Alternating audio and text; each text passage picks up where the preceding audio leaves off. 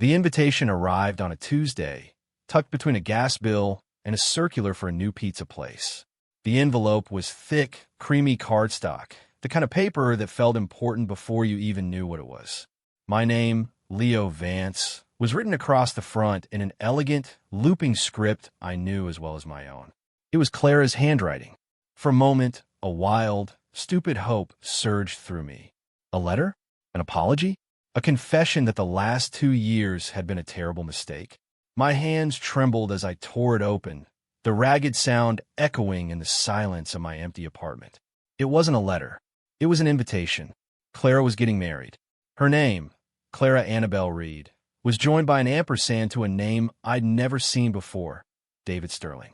The audacity of it was a physical blow, knocking the wind from my lungs.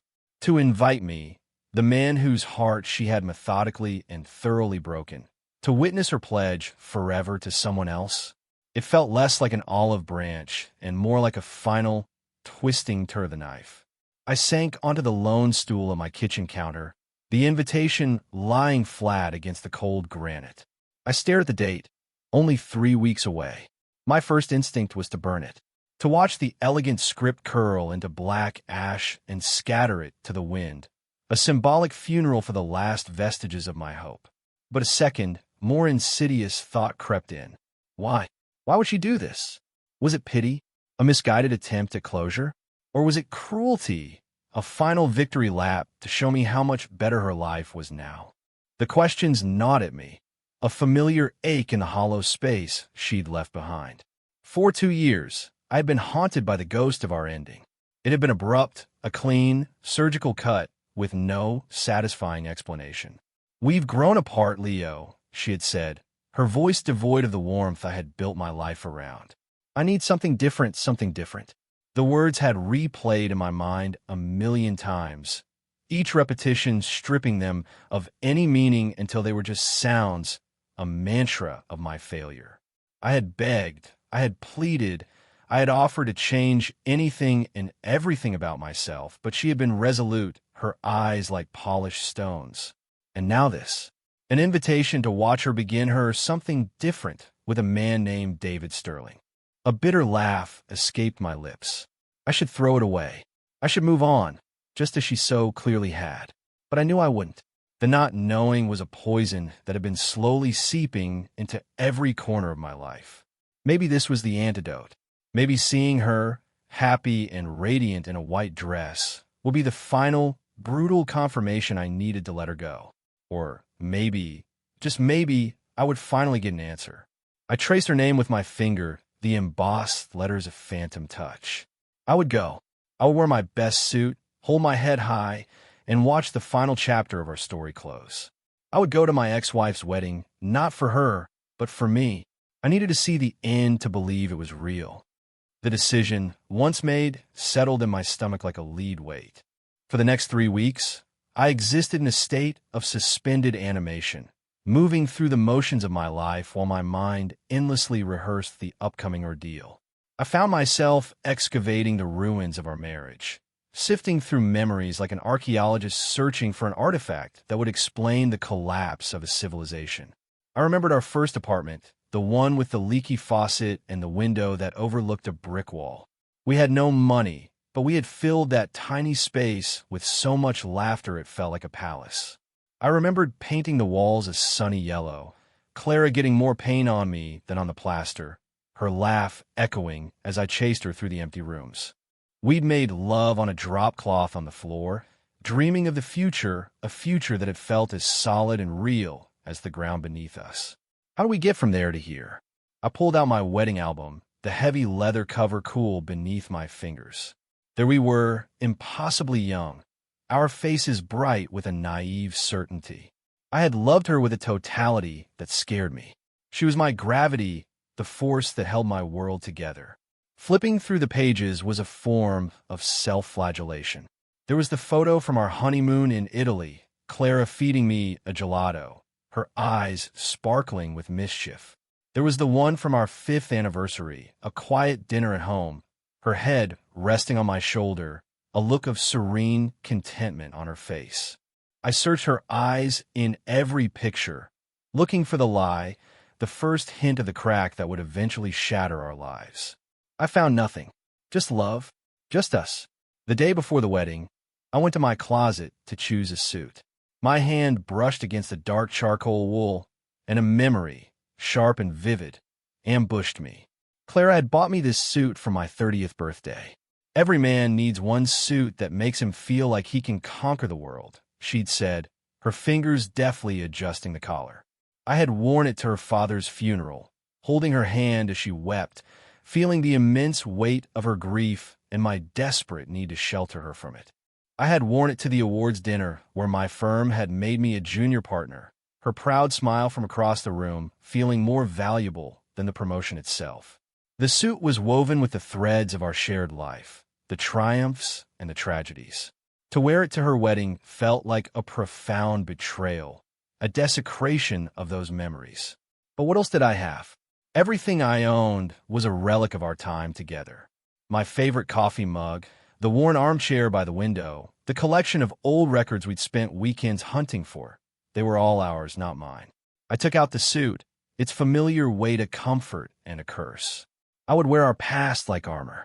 I would walk into her future and face whatever came next, because running was no longer an option. The ghosts were too loud, and I was tired of listening to them alone in the dark. The drive to the venue was a 2-hour pilgrimage into enemy territory. The address on the invitation led me out of the city into the rolling hills of wine country. It was the kind of place Clara had always dreamed of, a sprawling estate with ancient oak trees and vineyards that stretched to the horizon. It was a place I had promised her we would visit one day, a promise filed away with 100 others I had failed to keep. With every mile that passed, the narrative I had so carefully constructed for myself, that of the wronged, abandoned husband, began to feel thin and brittle. Flashbacks played against the screen of my windshield. I saw us on a road trip years ago, singing off-key to the radio, Clara's bare feet on the dashboard. "Let's just keep driving, Leo," she'd said, her voice full of breathless possibility. "Let's just see where the road takes us." I had laughed and agreed, but in the end, I had always been the one to turn the car around. I was the practical one, the one with the 5-year plan, the one who believed that dreams had to be scheduled and budgeted for. Had I been a husband or a project manager? Had I been a partner or an anchor, weighing her down with my cautious, predictable love? I remember the fight we had a few months before she left. She had come home one evening, buzzing with excitement about a pottery class she wanted to take. It was expensive, and it was on Tuesday nights, the same night I usually worked late to impress my boss. "It's just not practical right now, Clara," I'd said, my eyes still on my laptop screen. I didn't see the light in her eyes dim. I didn't register the way her shoulders slumped. I just saw an inconvenient expense, a disruption to the routine that I believed was building our secure future. Was that when it started?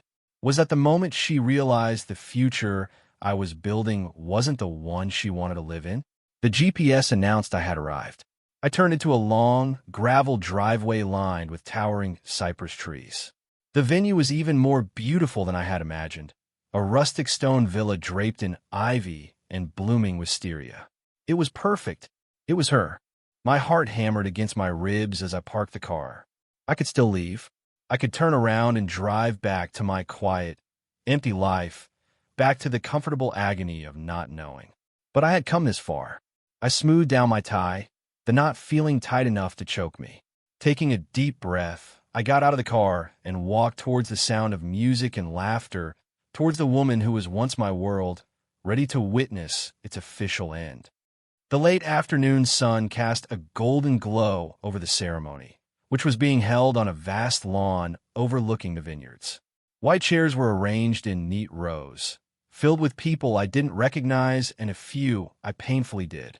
I saw our parents, who looked at me with a mixture of pity and discomfort. I saw our old friends, Mark and Sarah, who gave me a hesitant wave before quickly looking away. I was a specter at this feast, a ghost from a past life everyone was politely trying to ignore. I found a seat at the very back, hoping to remain anonymous. And then I saw her.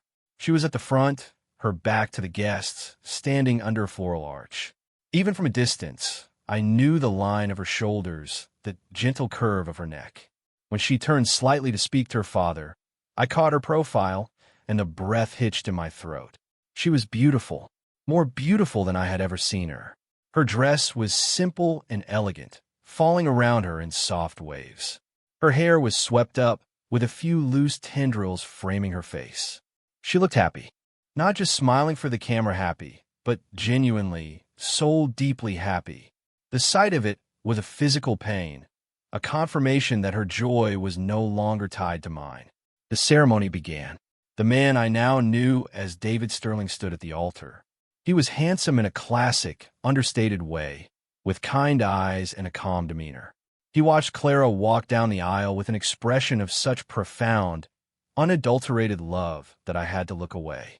I felt like a voyeur, spying on a sacred moment that was not meant for me. I had stood where he was standing. I had watched her walk towards me, her eyes locked on mine, and I had believed in forever. What had he done right that I had done so wrong? The vows were exchanged, promises of a lifetime whispered into the warm afternoon air. When they kissed, a polite applause rippled through the crowd. For me, the sound was deafening. It was the closing of a door, the final, definitive end. I felt 100 pairs of eyes on me, or maybe it was just my own paranoia. I kept my face a neutral mask, my hands clasped so tightly in my lap my knuckles were white. The reception was held in a grand hall with high, vaulted ceilings and stone walls. Fairy lights were strung from the wooden beams, casting a warm, magical light over everything. A band was playing a soft jazz melody that felt achingly familiar. It was the same band we'd hired for our own wedding. Another of Clara's little cruelties, or just a coincidence. With her, I was never sure. I found the bar and ordered a whiskey, the burn of the alcohol a welcome distraction.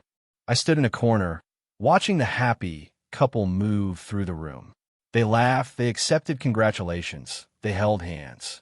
They were a perfect picture, and I was the smudge on the lens. I felt a presence beside me. Leo, I wasn't sure you'd actually come. It was Sarah. Her smile was strained. I wasn't sure either, I admitted, taking another sip of my drink. She looks happy, Sarah said, her voice soft. It wasn't a question. Yeah, I said, the word catching in my throat. She does. We stood in an awkward silence for a moment before she excused herself to go congratulate the bride. I was alone again, an island in a sea of celebration. I watched Clara dance with her father, a bittersweet smile on her face. I remember dancing with her on our wedding night, her head on my chest, my arms wrapped around her.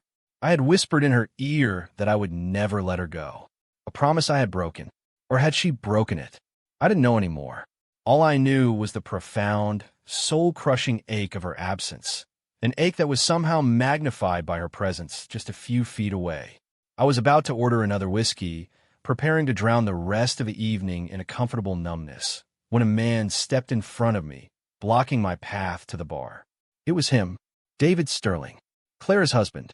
He looked taller up close. He offered a hesitant smile. Leo, he said, his voice quiet but firm. I'm David. I'm glad you could make it. My mind raced. This was it. The confrontation. I braced myself for a smug remark, a territorial warning, something to establish his victory. I straightened my back, ready to meet his arrogance with my own quiet dignity. I wouldn't have missed it, I said, my tone colder than I intended. He didn't flinch. He just nodded, his gaze steady and surprisingly empathetic. I know this must be difficult, he said, gesturing vaguely at the celebration around us. Clara told me. She sent you an invitation. I hope it wasn't out of line. She does what she wants. I replied, the bitterness leaking into my voice. I took a deliberate sip of my whiskey, using the glass as a shield. He waited patiently until I lowered it. She does, he agreed with a soft smile. It's one of the things I love about her. The casual intimacy of his words was another small jab. He continued, his voice dropping lower, forcing me to lean in slightly to hear him over the music. Look, I know this is a strange request, and you have every right to tell me to get lost. But I wanted to ask you for something. I raised an eyebrow. My curiosity piqued despite myself. What? He took a small breath, like a man about to dive into cold water. I wanted to ask for your blessing. The room seemed to tilt on its axis. Of all the things I had expected, this was not one of them. I stared at him, certain I had misheard. My what? Your blessing, he repeated, his expression deadly serious. To marry Clara. To spend my life with her. A harsh, incredulous laugh escaped me. You're a little late for that, don't you think? The rings are on. The papers are signed, I know, he said, his gaze unwavering. But it feels incomplete. Clara talks about you, you know. Not in a lingering way, he added quickly, as if sensing my internal alarm, but with respect. She talks about the life you built, the man you were to her. She learned so much with you. You were a huge part of her story, the part that came before me. And it just feels wrong to start my chapter without acknowledging the one you wrote. I was speechless.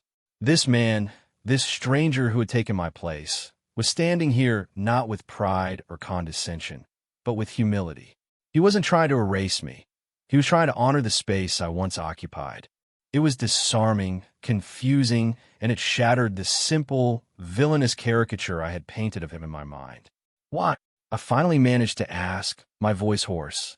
Why would you ask me for that? Because I love her, he said simply, as if it were the only explanation needed. And I know she loved you. A love like that doesn't just vanish. It changes form.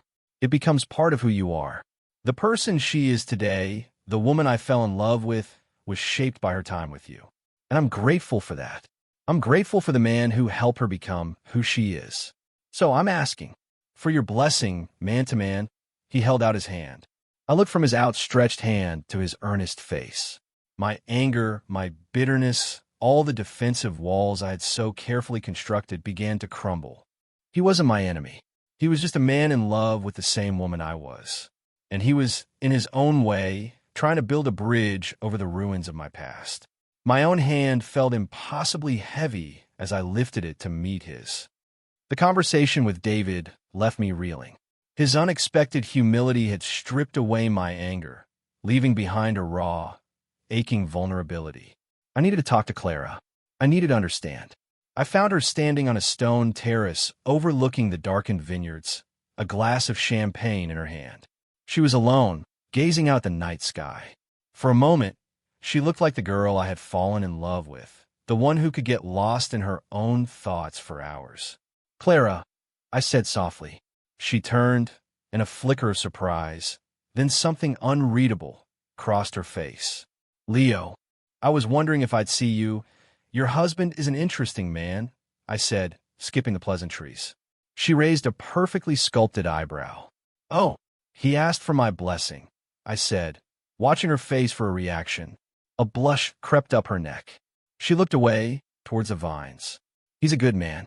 He believes in doing things the right way. And what's the right way, Clara?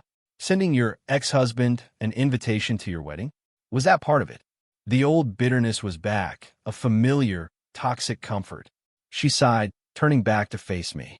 The fairy lights from the hall cast soft shadows on her face, making her look both beautiful and weary. I knew you'd be angry. I almost didn't send it. Then why did you? I demanded, my voice rising. What did you want? To rub my face in it? To show me what I'd lost? No, she said, her voice quiet but firm. I wanted you to see this. I wanted you to see me happy. Because I thought it might finally set you free, set me free. I laughed, a hollow sound.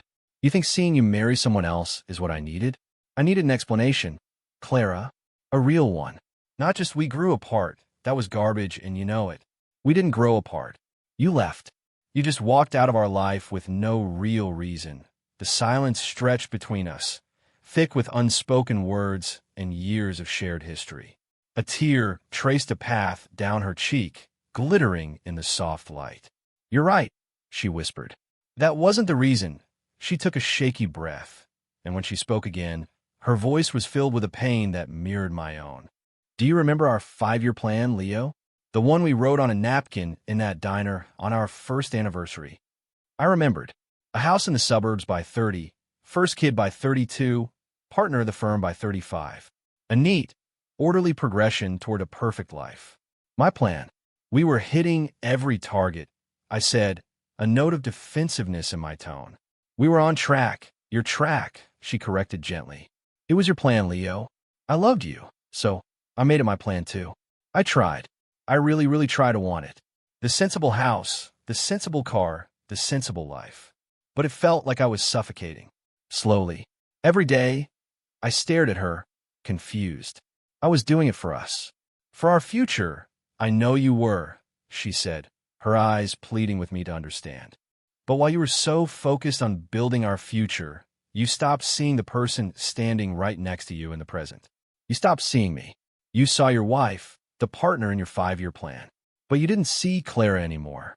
The woman who wanted to take a pottery class, the woman who wanted to just keep driving with no destination, the woman who was terrified that she was going to wake up at 50 and not recognize the person in the mirror. Her words were a punch to the gut, each one landing with the brutal force of truth. I remember the pottery class. I remembered 100 other little moments, 100 dreams she had shared that I had dismissed as impractical, as distractions from the main goal. "I wanted to have a baby," she said, her voice cracking. "We were supposed to start trying after you made partner. That was the plan. But we went to the doctor, Leo. Do you remember what he said?" The memory was hazy, something I had pushed to the back of my mind. It was an inconvenience, another delay. He said it might be difficult. I recalled. That we might need help. He said I might not be able to conceive at all, she corrected, her voice breaking completely. And I looked at your face, and I saw the planner, the project manager. I saw you recalibrating our timeline. I didn't see a husband who was scared. I saw a man whose project had hit a snag. And in that moment, I knew I couldn't do it. I couldn't bear to see the disappointment in your eyes every month. I couldn't bear to be the one variable that wrecked your perfect plan. It would have destroyed us. It would have made you hate me. She was openly weeping now, the curated calm of the bride giving way to the raw grief of the woman I had lost. "So I left," she choked out. "I left because I loved you too much to let you watch me fail. I thought, if I just disappeared, you could get back on track. You could find someone else, someone who fit into your life, into your plan. It was the hardest thing I've ever done. It was my own stupid, cowardly, heartbreaking pottery class. It was the one impractical, impulsive thing I did just for me. To save us both. The truth, when it finally came, was nothing like I had imagined. It wasn't about another man. It wasn't that she had stopped loving me. She had left because she loved me. The irony was so profound, so devastating, it brought me to my knees. All the anger I had harbored for 2 years evaporated, replaced by a wave of grief so immense it threatened to drown me. Grief for her, for the silent battle she had fought alone. Grief for me, for my blindness, for the love I had been too busy planning to actually live. I had lost her not because I loved her too little, but because I had loved my idea of a life with her more than I had loved the woman herself. I reached out, my hand hovering in the space between us, unsure of my right to touch her. She saw the movement and stepped forward, closing the distance. She took my hand, her fingers cold against mine. Her touch was no longer the familiar comfort of a wife, but the gentle, compassionate touch of a friend. "I'm sorry, Clara," I whispered, the words feeling pitifully inadequate. "I'm so sorry. I never saw. I was so busy looking ahead. I never saw you. I'm sorry, too," she said, squeezing my hand. "I should have told you. I should have trusted you. I was just so scared." We stood there for a long time, the music and laughter of her new life a distant backdrop to the quiet funeral we were holding for our old one. The anger was gone. The bitterness was gone. In its place was a vast, aching sadness, but it was a clean sadness, a sadness born of understanding, not of confusion. David appeared at the doorway to the terrace. He didn't look angry or jealous. He just looked at Clara with concern, his eyes asking if she was okay. She gave him a small, watery smile and a nod. He nodded back, a silent, trusting exchange, and then retreated back into the party, leaving us to finish our goodbyes. "He's a good man," I said again, and this time I meant it. "He listens. He's present." When I told him I wanted to open a small art gallery, he didn't ask me for a business plan. He just started building me shelves. She said it with a simple fondness that held no malice towards me, only a statement of fact. He was what she needed. He was the man who could love the real Clara, not the idealized version from a 5-year plan. She gently pulled her hand from mine. I should get back, she said. Thank you for coming, Leo. It means more than you know. I nodded, unable to speak past the lump in my throat. I watched her walk back into the light, back to her husband, back to her life. I stayed on the terrace, the cool night air balm on my skin. I thought about David's request, my blessing. It seemed like such a strange, archaic concept. But now I understood. He wasn't asking for my permission. He was asking me to let go, to release her and myself from the tangled wreckage of our past. I looked through the glass doors and saw them on the dance floor. It was their first dance as husband and wife. David held her gently, whispering something in her ear that made her laugh, a real, unburdened laugh. He saw me watching, and our eyes met across the crowded room. I gave him a small, single nod. My blessing. He nodded back, a look of quiet gratitude on his face, before turning his attention back to his wife. My wife. No, not anymore. She was Clara, and she was happy. The knowledge didn't sting anymore. It was just a fact, a painful, liberating fact. I turned and walked away from the terrace, away from the music, away from the life that was no longer mine. I didn't say goodbye to anyone. My presence here had served its purpose. I walked down the long, gravel driveway, the crunch of my shoes the only sound in the quiet night. The grief was still there, a heavy weight in my chest, but it was different now. It was the grief of a closed chapter, not an open wound. For 2 years, I had been mourning an ending I didn't understand. Now I knew. The story of us hadn't been a tragedy of love lost, but a quieter, more complex story of love misunderstood. I had thought coming here would bring closure, and it had, just not in the way I expected. It hadn't killed the love I still felt for her. It had transformed it. It was no longer a desperate, clinging thing, but a quiet, bittersweet acceptance. I could love the memory of her, the memory of us, and still let her go. I reached my car and paused, looking back at the warm glow of the villa. I wished her well. I wished them both well. And for the first time in 2 years, I felt the faintest glimmer of something I had thought was lost to me forever. I felt peace. I got in my car, started the engine, and drove away, not looking back, the road ahead dark, but for the first time, open. I didn't know where it would take me, but for once in my life, I was content not having a plan.